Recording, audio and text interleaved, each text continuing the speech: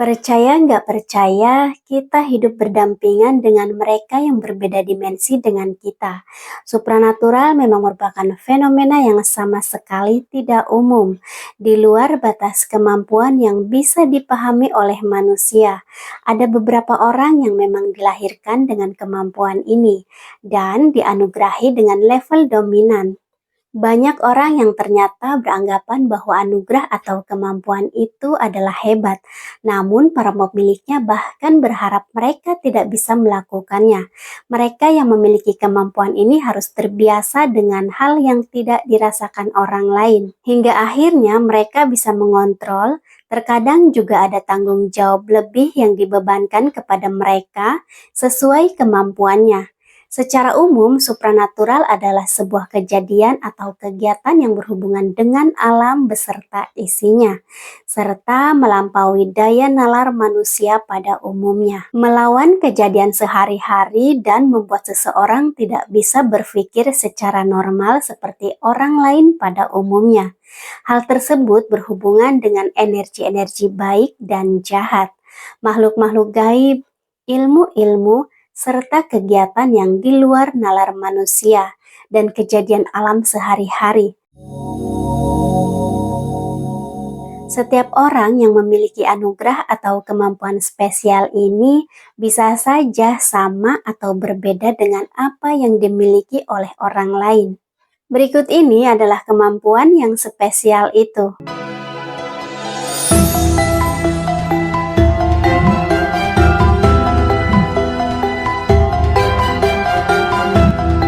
Yang pertama, melihat sesuatu yang gaib. Jika kamu berada di jalanan yang kosong dan sepi, namun kamu merasa sesak seperti berada di pasar malam karena seperti banyak yang berlalu lalang. Bagaimana perasaanmu? Mungkin jalan itu kosong dan sepi bagi mereka yang tidak memiliki anugerah, tetapi bagi kamu jalanan itu penuh dan juga kamu terganggu dengan mereka yang lewat dengan seenaknya dan muncul tiba-tiba.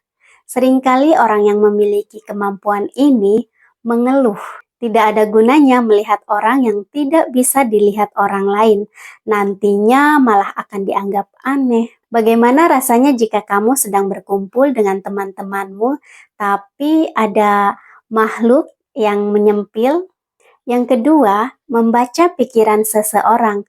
Mungkin bagi sebagian orang, bisa melihat pikiran orang lain adalah hal yang keren. Namun jika kamu memiliki kelebihan ini juga tidak gampang dilakukan. Kamu harus memiliki hati dan mental yang kuat. Kamu juga tidak boleh baper apalagi overthinking. Ketika kamu membaca pikiran seseorang, kamu akan menguak sisi asli setiap orang. Seringkali kamu bahkan akan menemukan orang-orang yang di luar baik, tetapi ternyata memiliki maksud dan niat yang buruk. Dengan begitu bisa membuat kamu menjadi lebih waspada terhadap setiap orang.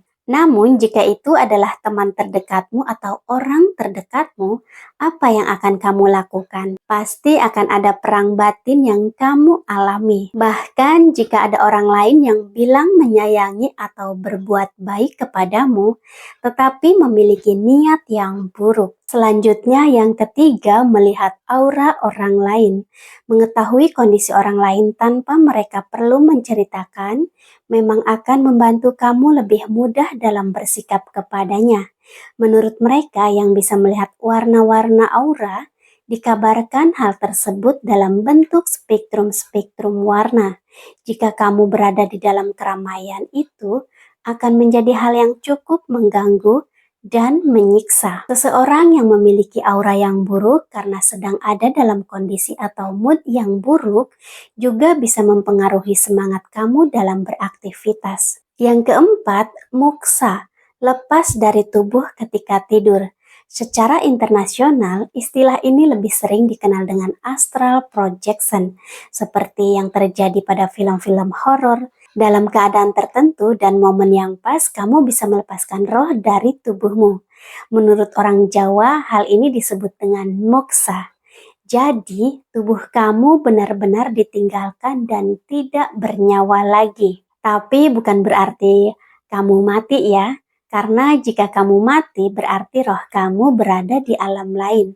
Sedangkan moksa, roh kamu hanya terlepas dan bisa beraktivitas bebas jika kamu bisa mengontrolnya. Bagi kamu yang sering melakukannya, pasti kamu akan merasakan lelah seperti habis lari. 5. Merasakan energi ataupun rasa dari sekelilingnya. Bagi mereka yang mampu merasakan energi, sebenarnya hampir sama dengan mampu melihat aura. Namun, jika aura mengandalkan indera penglihatan, sementara energi itu mengandalkan indera perasa, kamu bisa mengetahui kehadiran seseorang atau sesuatu di ruangan yang sama denganmu. Bahkan, kamu akan bisa mengetahui jika ada orang yang mengagetkanmu. Masalahnya, kamu akan sering merasakan perubahan rasa energi sesuai orang yang berbeda-beda dan menurut mereka yang bisa melakukan. Hal itu membuatnya tidak nyaman. Namun kebanyakan dari mereka justru mempermainkan perasaanmu hingga kamu jadi merinding. Merinding itu sebenarnya adalah wujud dari proteksi alamiah kamu melalui aura yang mengusir tamu yang tidak diundang. Semakin besar keberanianmu, maka semakin kuat auramu mengusir mereka dan rasa merinding tadi pun semakin menghilang. Yang keenam, memiliki alter ego yang bisa dipanggil sampai menjadi doppelganger. Ini berbeda dengan kepribadian ganda ya teman-teman. Jika kepribadian ganda adalah kelainan psikologis, sementara dalam hal ini cenderung ke arah supranatural, yang dimana kepribadian yang lain itu akan muncul sesuai kondisi yang dibutuhkan. Dan pada level tertentu bisa dikontrol kehadirannya. Tidak hanya itu, beberapa orang yang memiliki kemampuan ini bisa berada di dua tempat yang berbeda dalam waktu yang bersamaan. Terkadang sosok yang lainnya ini bisa jadi tidak kekontrol dan bisa saja melakukan apapun, sementara nanti nama kamu yang akan menjadi buruk karena perbuatannya. Yang ketujuh, mengubah energi baik untuk kesembuhan orang. Beberapa orang memang diberikan kemampuan untuk memanipulasi energi alam agar bisa digunakan sebagai penyembuh. Media yang digunakan juga berbagai macam, bisa air, udara, atau benda-benda lainnya. Partikel-partikel yang bisa dikontrol itu akan digunakan untuk menormalkan atau memperbaiki metabolisme tubuh yang tidak normal. Namun, biasanya kemampuan ini cepat menyebar dari mulut ke mulut, yang akhirnya malah orang yang memilikinya membuka pengobatan alternatif dan dijadikan usaha. Di sisi lain, tidak semua orang percaya dengan metode yang di luar nalar manusia. 8. Dilindungi oleh suatu bentuk yang akan mencelakai orang yang menyakiti. Kalian pasti pernah mendengar jika setiap orang memiliki penjaga khususnya masing-masing, atau sesuatu yang terus mengikutimu.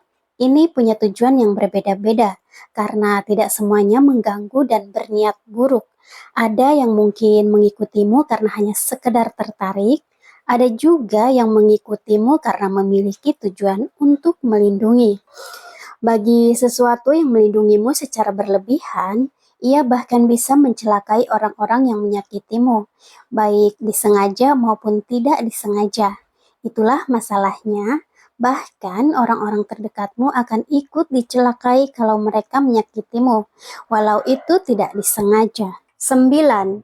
Memindahkan benda di luar jangkauan sentuhan. Kemampuan ini biasanya dimiliki oleh mereka yang berprofesi sebagai pawang hujan. Perlu teman-teman ketahui, pawang hujan bukan seseorang yang mampu mengendalikan cuaca.